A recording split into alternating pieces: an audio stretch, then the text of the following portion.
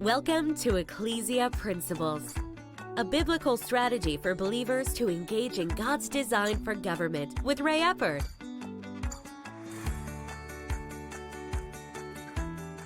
Hello, glad you could join us again today. We are going to move into another principle, what I call Ecclesia principle. These are principles from the Word of God that we can take and apply to governmental processes and function. Now, today, it's more about the process, if you would. And in this, as we've often said, 2 plus 2 is 4, regardless of what you're counting. And so often people just look at the Word of God and don't apply it to government.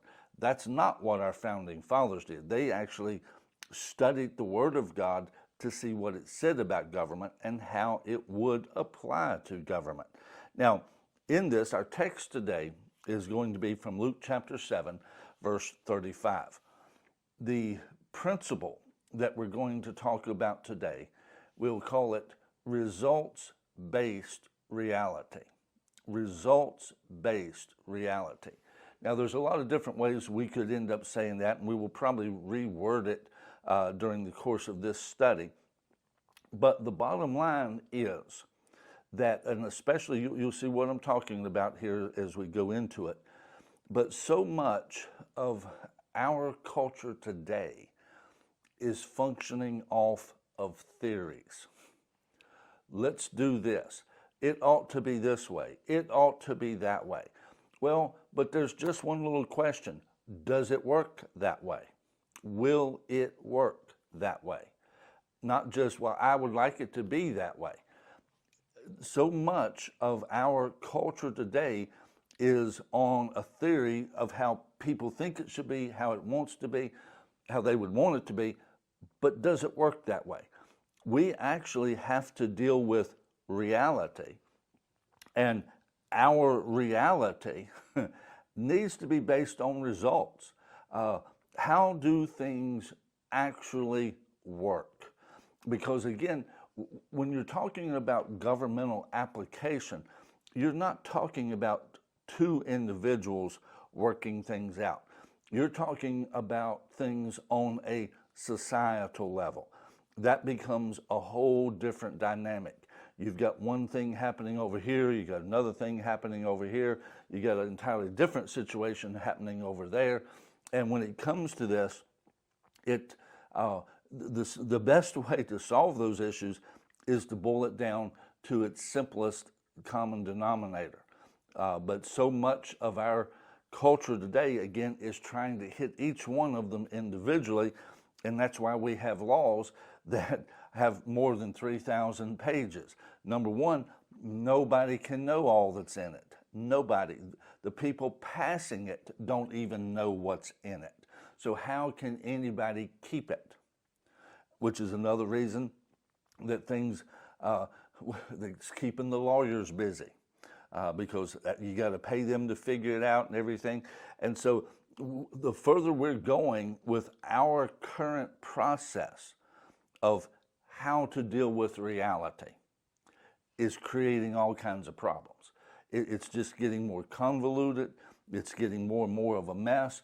We need to go to a results-based reality. Does it work? Does it work? Is that the way it actually works? Now, our text, Luke 7:35, says this. It says, "But wisdom is justified by all of her children." Wisdom is justified by all of her children. In other words, what Jesus is saying, because in this, if you go up to verse 33, he says, "John the Baptist came neither eating bread nor drinking wine, and you say he has a demon. Son of Man has come eating and drinking, and you say, look, a glutton and a winebibber, a friend of tax collectors and sinners." In other words, Jesus was saying, God has reached out to you this way, and he's reached out to you that way. Now, the problem isn't how Jesus was. The problem isn't how John the Baptist was. They were the problem. They were the problem because they just resisted everything. They didn't respond to any approach that God took toward them. And he says, wisdom is justified by all of her children. Now, in this, when we're talking about this, you see, you have to understand that really since the 60s, and we could actually go further than that. I'm just wanting to fix something right here real quick. But since the 60s, really, we have been in a social engineering phase. Now, this puts us at 60 years that we have, over 60 years, that we have been in a social engineering. Those who think they know better than everyone else have been trying to shift and change our culture, our nation, a little bit at a time, ever since the 60s. And they have really ramped it up in the last few years. But it's all about changing the values of America. It's all about, let's just take the concept that, well, boys play with guns and girls play with dolls, really goes again back to the 60s. That, well, the boys do that because that's what they're given. The girls do that because that's what they're given. If they were not given that, they would develop differently. And so since then, they have been trying to create a culture that allows that difference. You know, which I'll just throw this out, because most of those people believe in evolution. They don't really believe that God created the world. They believe in evolution. Well, if you would, let's just assume for a moment that their approach is correct, even though it's not. But if in this natural world with evolution, it developed this way, then there was no one coaching it. There was no one trying to engineer it a certain way. It developed that way. So again, that would lead you to believe that's the natural development. What they're trying to do is create a development. And that's one reason where, with the degree to which it is right now, you see, back then it was about playing with guns and playing with dolls. Now it's, well, it doesn't matter what you are physically. You might be a girl.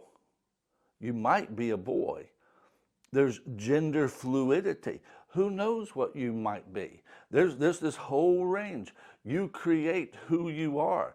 You don't go by anything you see. You don't go by your biology. How do you feel today? And the bottom line, that is the agenda of why they are pushing this whole gender identity issue, because again, it is, if you would, almost the capstone of their social engineering.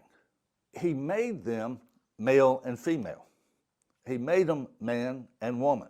For this cause, a man shall leave his father and mother and be joined unto his wife. He made woman. And you see, at that point, God set those two genders, if you would. Now, obviously, there's a range within each one of them. Every man's not the same. Every woman's not the same. There is a range of personalities, traits, talents, so forth and so on. God didn't design everybody to be the same. But a man's a man, a woman's a woman.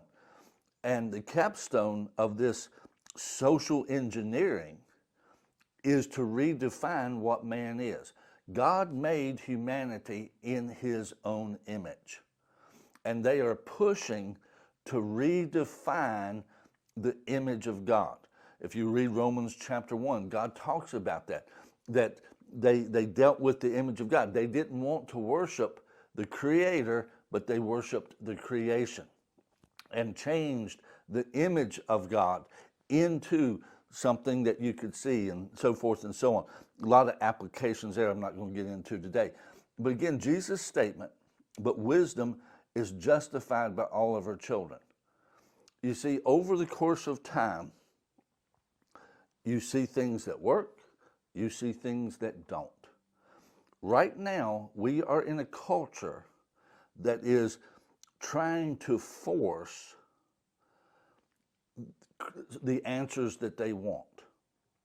You see, one of the things, if you lie over the course of time, if you lie, then people do not trust you. That has been something throughout the history of humanity. That's been the way it worked. They are now trying to even redefine that. Well, you have to understand this, and it really doesn't matter that they lied. There was this motive, there was this thing. This is why they did that. And so trying to redefine everything that God made. Well, the bottom line of that is that over the course of time, that human effort is going to fail. It's going to fail. And you're even now in certain circles starting to see pushback on some of those things. I'm not talking about people that were pushing back from the very beginning. I'm talking about people that bought into the lie, and they're beginning to realize it don't work that way. There was I read an article about a gentleman that in his, I believe it was his 20s, he actually had a sex change operation, became a woman. And today, he lives life as a man. He went back, if you would, to what he originally was. And in that article, he talked about how that he made these changes thinking that the changes would make him happy. But in the end, what it came down to is he had to be happy with himself. And the current culture, and again, they've been working on it since the 60s, is saying, no, you create your own. But there are people that have went down that path that are beginning to realize, no, you really can't. You really can't do that. The way God established things, you have to work within that. You will not be happy. If you're born a man, you won't be happy trying to be a woman. If you're born a woman, you won't be happy trying to be a man. That does not, it doesn't work that way. A results-based reality. Now, obviously, one of the things we have to understand is no two men are going to be exactly alike. No two women are going to be exactly alike. But we've got to begin to look at who did God make me to be, and then begin to work from there. We have to start with the reality. Dealing with gender, it's a reality. And I know there are some physical exceptions to this, but DNA-wise, there's still typically only two genders. There's a dominance in there. But I'm wanting to deal with the two basics right now. At that point, you have to accept who God's made you to be. You have to be able to accept that and be able to move forward with it. And until you do that, you won't be happy. You have to function off of a reality. Wisdom is justified by our children. If you try to change reality, then you're going to be facing a very difficult road, and it will not produce peace and joy. God created the world, and he did it right.